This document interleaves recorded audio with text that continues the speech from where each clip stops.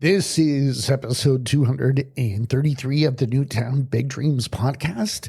It is June 18th, 2021, 11 o'clock in the morning here on the West Coast. Today I'm with Daniel Blue in Las Vegas, Nevada. Daniel went from having a daughter at 19 years old and being hooked on Oxycontin and a college dropout to owning a seven-figure business. He's a great comeback story. Today, Daniel is a Forbes financial contributor, so he writes columns for Forbes magazine, and he is the owner of a seven-figure business called Quest Education, where he helps entrepreneurs touch more money. He teaches people how to make money tax-free, how to pay off debt, how to get capital to grow their business, and have more control over their 401ks and IRAs. For us in Canada, that's the equivalent of RRSPs and TFSAs. So tax-free growth is what we're going to talk about, or tax-deferred growth, better put. Today, we are going to talk about financial literacy, entrepreneurship, and overcoming adversity with the correct mindset. We're also going to talk about leadership and whether people are naturally born leaders or if it's something that we can learn over time. So let's welcome Daniel Blue to the show right after this. Welcome to the Newtown Big Dreams podcast, an interview-style talk show that's your gateway to the fabulous and fascinating people who relocated to start a new life. Whether you're new to our podcast or your city, our fellow neighbors from across Canada, North America, and the entire English-speaking world share their stories of reaching new horizons and big dreams. So sit back and relax as we navigate in-depth and intimate conversations with entrepreneurs, thought leaders, executives, creatives, and anyone who can share their story about their Newtown big dreams. And now, here's your host, Luke J. Menkes. So Daniel, welcome to the show. Thanks for coming on. How is the weather today in Las Vegas? Man, I don't know for the people that are watching this, but I probably have had 4 of these, maybe 5 of these. There's a lot of water, and it's only 11 o'clock in the morning. I'm sweating right now. It's hot. Probably be 115 degrees today. So, wow. Everybody's got air conditioning, right? Otherwise, you couldn't survive. Yeah, I think I could grab some eggs from my refrigerator right now and throw them on the asphalt and make some scrambled eggs.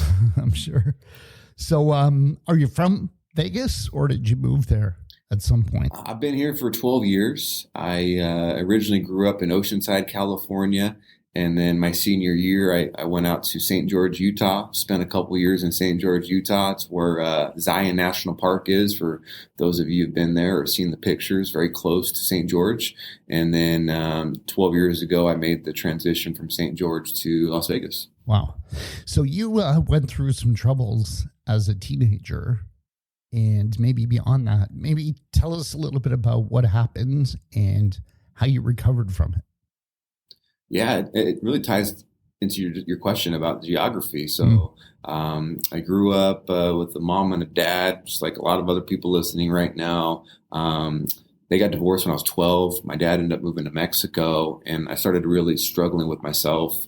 My mom was busy working her tail off. She's a social worker. So I had a lot of time to myself to get into trouble. I started going downhill in middle school and high school and, just experimenting with drugs. And then my junior year, when I barely passed my junior year, my mom said, hey, I need to send you somewhere else. Like, you're going to go to jail or you're going to make a bad decision and do something stupid. We need to send you somewhere else so you can at least graduate high school. So we had a friend that we knew that lived in St. George, Utah. So she shipped me out to a city that I only knew one person. And I went to high school in Utah. I was able to graduate with a different scenery. And I was still battling some demons, though. I graduated high school. And because I was battling some of these demons, I ended up getting addicted to Oxycontin from the years of 18 years old up until I was about 20 years old. So for 2 years straight, I was sniffing Oxycontin up my nose every single day. Wow. And at that time, that was an expensive habit. One small little pill was about $80, $60 to $80. And I was doing one a day. And my life really changed when I had my daughter. I ended up making a bad choice, but almost the best choice of my life. I got a girl pregnant, and I was 18 years old. And I remember like it was yesterday when I found out I was having a kid. I was just really scared. And so then my daughter was born when I was 19, and I was still using drugs. And I remember like it was yesterday. My daughter was 6 months old. This was in 2009, Thanksgiving Day. Mm-hmm. My family was at their house cooking Thanksgiving meals. And I was running the streets trying to get pills for the day. And naturally, all the drug dealers in town were spending time with their family. They were not picking up the phone. Wow. And for the listeners, you guys probably have someone in your family that has a drug problem or had a drug problem. You read the papers, all these big pharmaceutical companies right now are getting sued for billions of dollars by over-prescribing opiates, Percocet, Oxycontin, pretty much heroin. And there's withdrawals when you aren't using those drugs. You start having flu-like symptoms. So I started getting sick. And I remember I was in my car. No one was picking up. It was Thanksgiving Day. And I remember thinking to myself, like, what am I doing with my life? Like, is this the kind of life I'm going to live? Like, is this what my daughter's going to look up to? Like a deadbeat druggie on Thanksgiving Day trying to get a pill? Mm-hmm. Like, this is not my life. Mm-hmm. And I made a choice to make a move.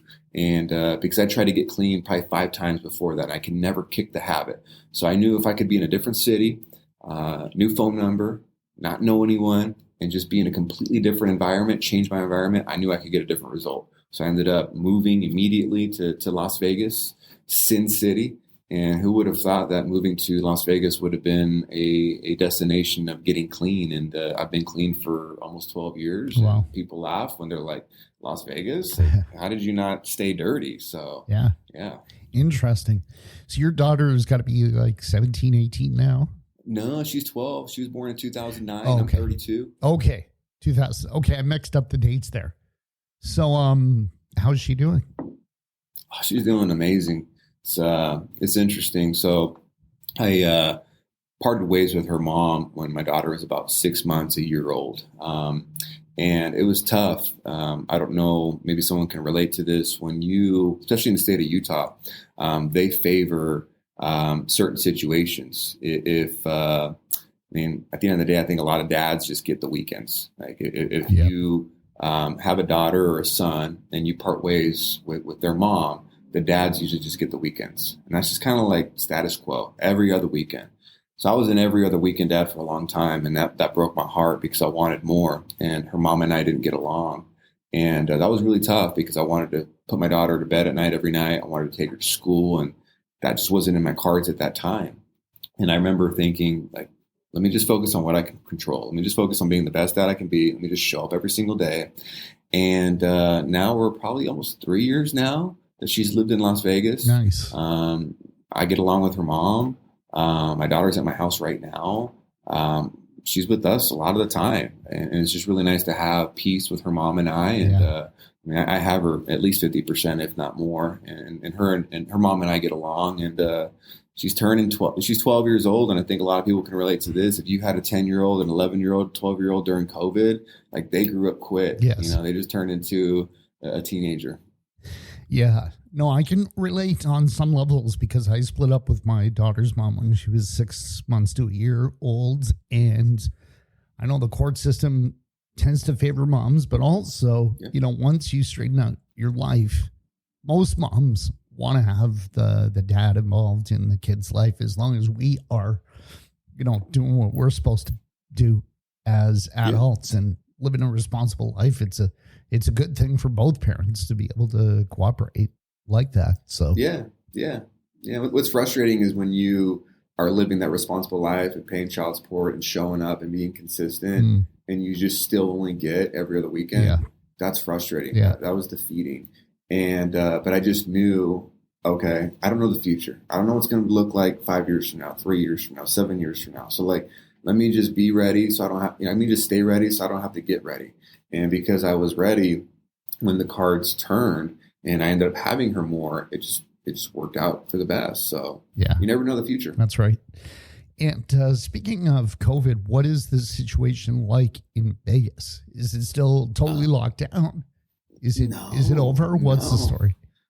I'm not here to get political. I'm just pro business, right? Yes. So it's just really nice to see people spending money. I think people forget when you spend money at a restaurant and you tip that waitress. Now that waitress has more money and she's going to spend more money at a different business. Correct. And now because she spent money at that different business that has her money, they're going to spend more money, right? So it's just this big circle. So it's just really nice seeing people spending money and people making money and people working. Totally. So it's live out here. It's really, really packed. There's a lot of people out here. It's good to see. Yeah. I expect July 4th to be crazy. Awesome. But living in Las Vegas for 12 years, I avoided the Strip. I don't want that nonsense. I just stay in my little bubble.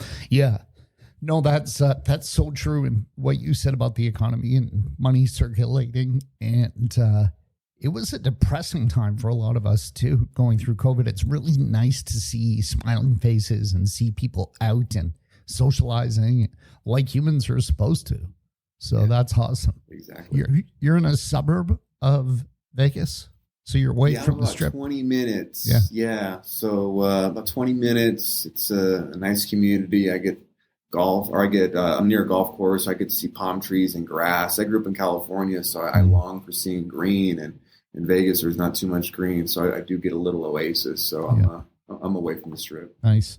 So tell us what you're doing now and how you went from being a drug addict to a successful businessman. Tell us some of the steps in between. Yeah. So society told me at 18 to go to college. Right? So I went to college.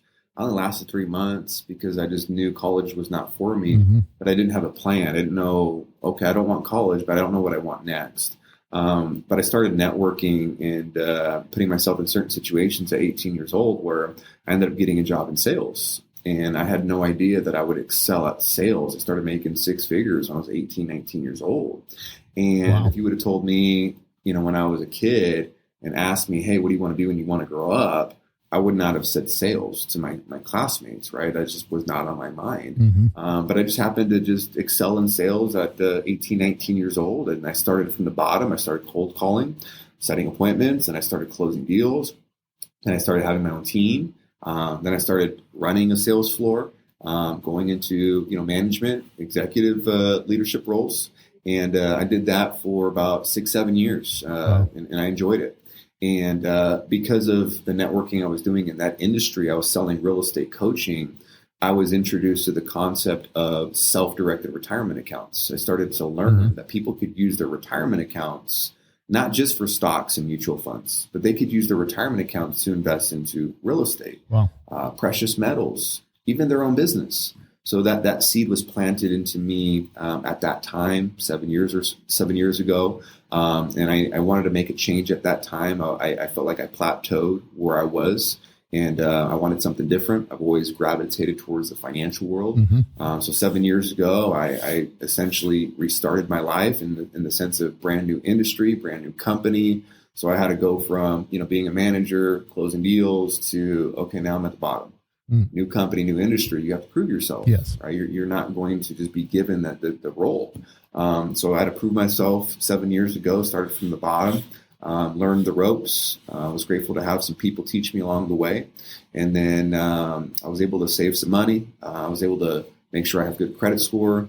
And 3 years ago, I started a company out here in Las Vegas called Quest Education. And our mission is to help people access money in their retirement accounts, penalty and tax-free, so they can accomplish their financial goals. So a lot of our clients will use money in their retirement account to maybe invest into real estate or their own business, or even pay off high interest rate credit card debt. We talked to a lot of people that are paying 20% interest on $20,000 in credit card debt. Meanwhile, they have a retirement account that's making maybe 10% a year. So they're losing money faster than they're making money. So the idea of tapping into that retirement account, penalty and tax-free, to pay off high interest rate credit card debt, to save money, to get a better credit score, it bodes well for the client in certain situations. Yeah. So you're talking about financial literacy, which I want to ask you about, but I'm curious, what kind of products and services were you selling in your late teens, early 20s that you were so successful at?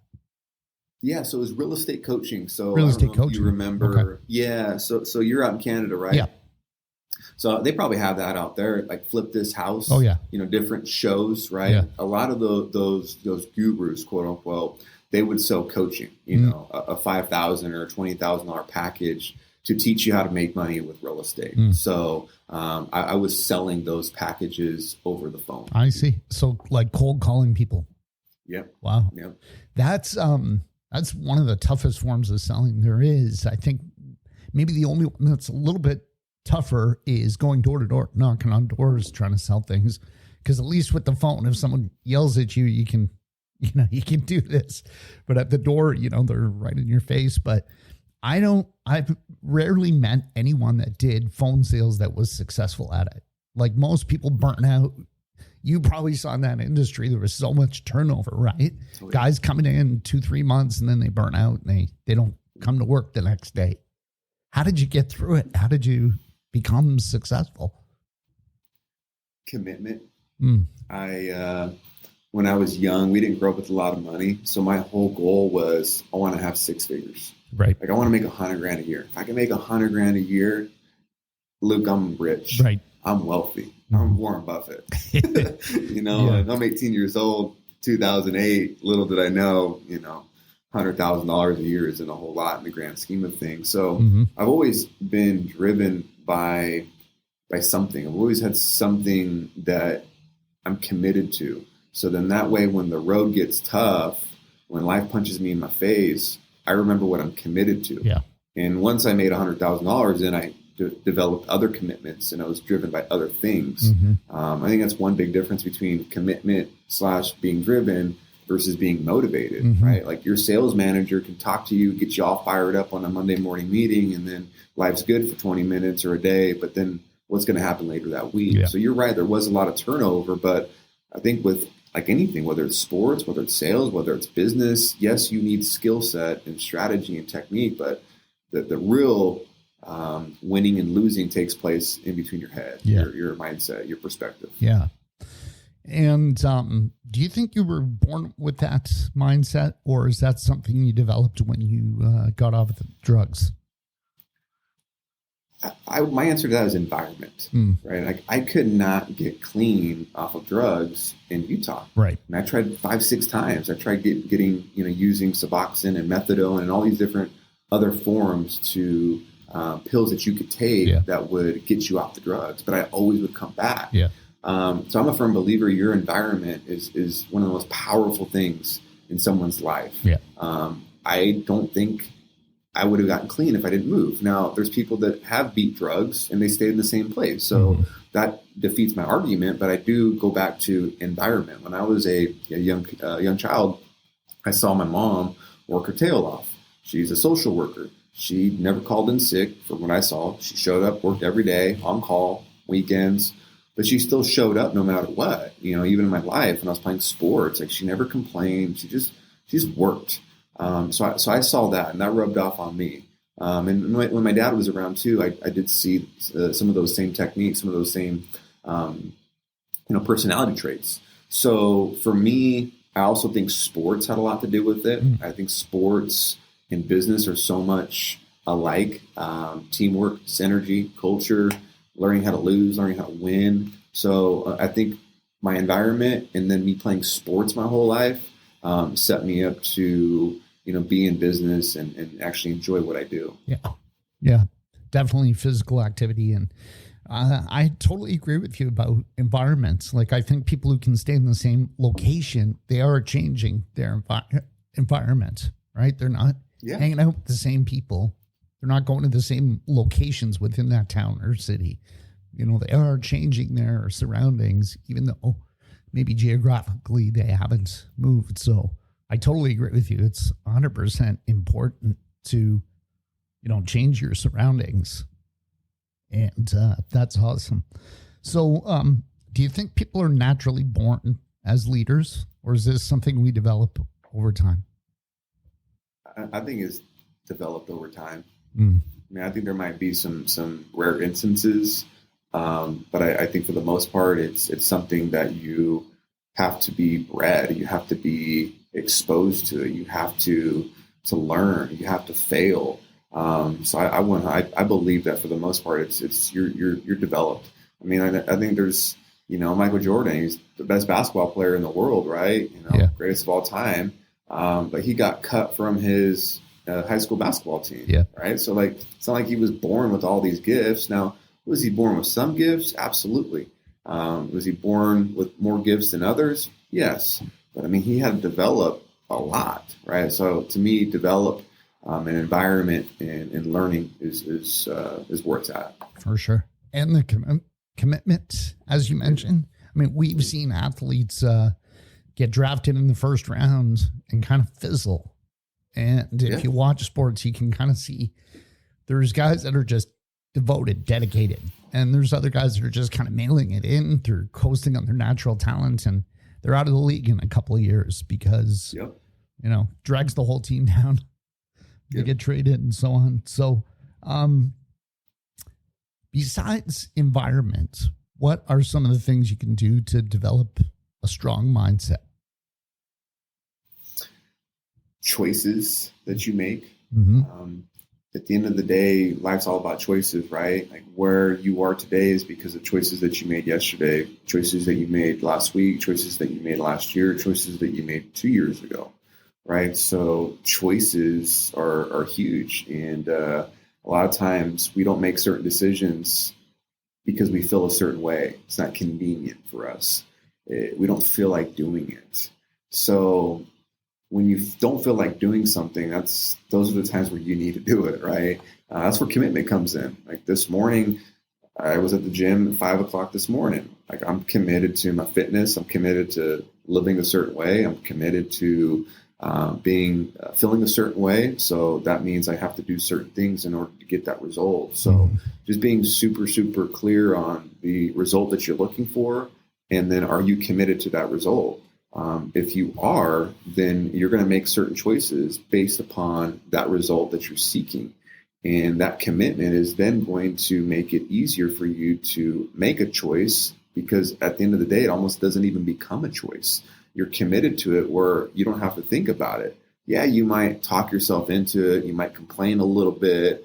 You're getting out of bed. You don't want to go to the gym, but you're committed and you're going to show up and you're going to do it. So, choices are something that we have to be super, super cognizant of. And you talked about it earlier. Like, are you going to choose to surround yourself with certain people? Are you going to choose to go drink on the weekends, every weekend? Are you going to choose to stay up late and watch Netflix? I'm not saying there's anything wrong with some of those things.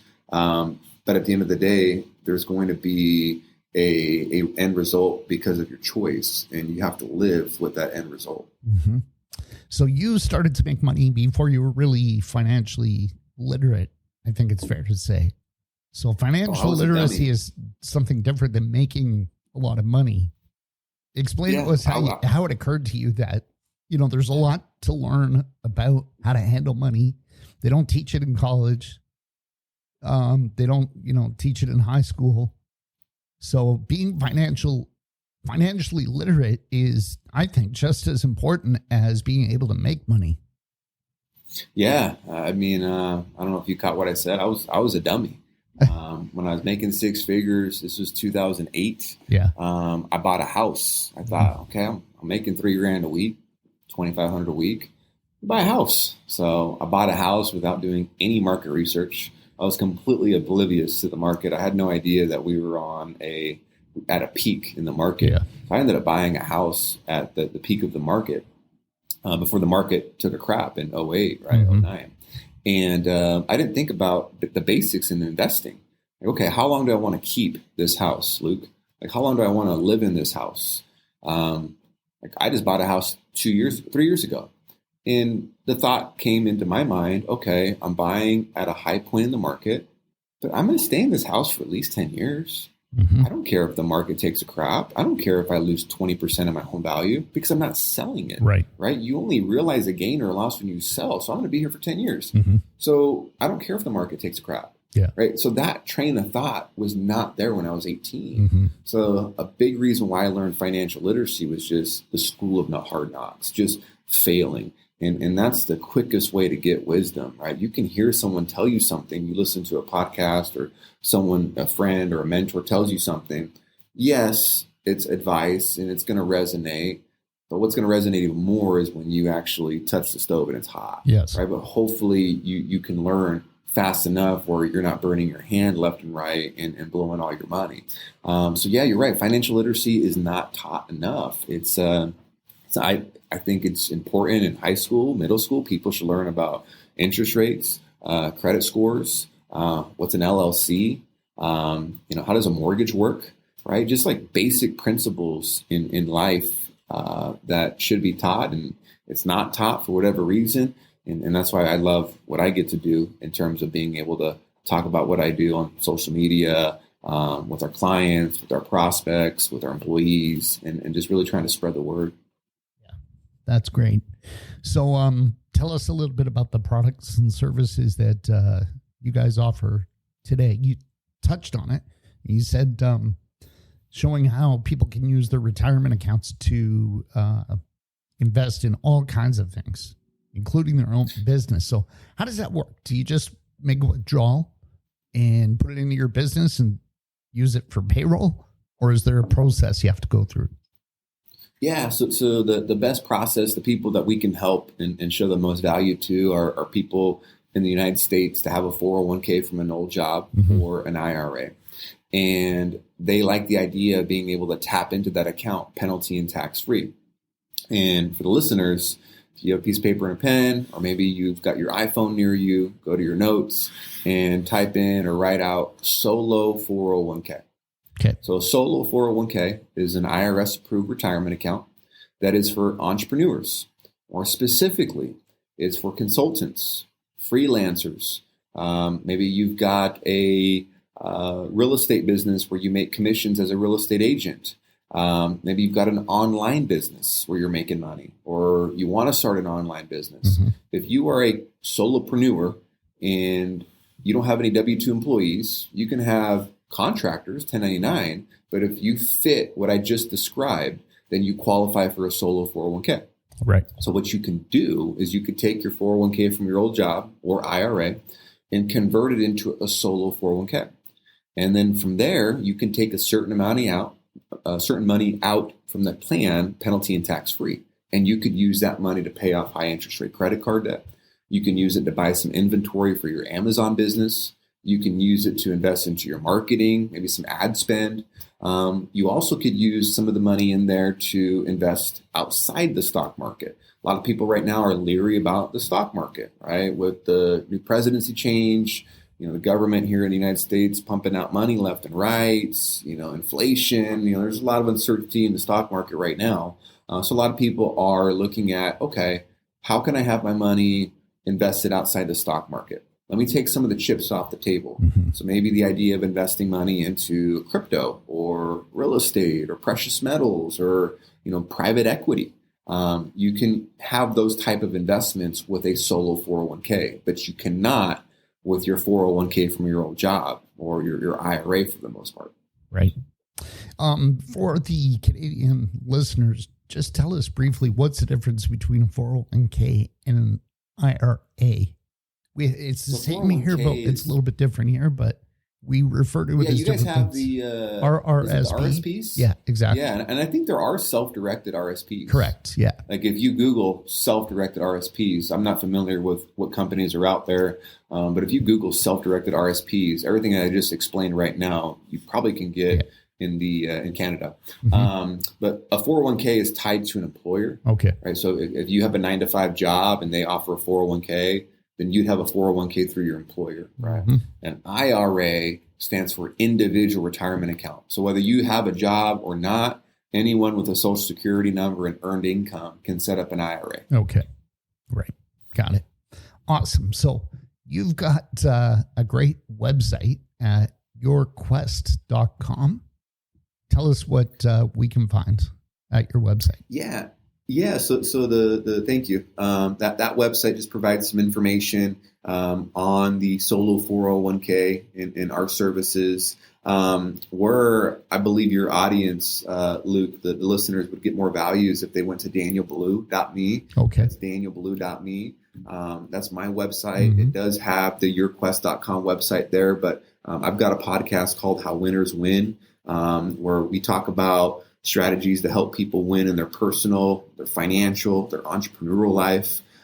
So we've been doing that for a while now. It's been a lot of fun. Nice. And been able to help a lot of people out there. So it's got links to that podcast. I also have a course that I put together, getting more into the nitty gritty and what I was talking to you about, Luke. So that course, it's called The Quest Way: How to Make Money Tax Free. Nice. That's on the website. Then it's got all my social media links as well. So if the listeners go to danielblue.me and want to learn more about what I'm doing and how I could help, that'd be a great place to start. That's great. Can I pick your brain a little bit about the podcast? For sure. When did you get it started? And how do you get guests to come on the show? Yeah, so I'm on episode 23 now. Okay. We do it once a week. It's been a lot of fun. Primarily did it for the content side of things. We've got a producer, got a camera, all the cameras lined up, and we like to take clips from that podcast. Like last week's podcast was on stress and anxiety. Right? Like whether you're an entrepreneur or not, stress and anxiety is real. All right. So we talk about, what we're facing, how we manage it, how we combat that. So we'll be able to take, different clips of that podcast, and then I'll repurpose it on my social media. It's been fun in that regards. And then guests really come down to just networking. I'm a part of a couple masterminds. One's out in Dallas. I go to Dallas once a month. So when you invest into coaching, mastermind groups, you are surrounding yourself with other people that are doing the same thing, that want the same thing as you. They're committed. They're willing to spend money. There's just a higher energy, higher level of vibration in that room to be able to connect with others, and you shake hands and you get to meet with some awesome people. And it's just a great networking tool, the podcast as well. Fantastic. So we'll definitely send people to danielblue.me. And Daniel Blue, I want to thank you for your time today. You've got an inspirational story. And I think, like Warren Buffett said, we only really learn through making mistakes. But the good news is all the mistakes don't have to be our mistakes. We can learn from other people's mistakes. So I think you're really an inspirational story in that regard. Luke, thank you. I appreciate the kind words, and appreciate you having me on the show. We hope you enjoyed this episode of the Newtown Big Dreams podcast with your host, Luke Menkes, and his authentic guests. And we love our listeners and hope you subscribe now to learn more about the amazing journeys of our incredible guests who relocated to find a Newtown Big Dreams. And remember, make your dreams big.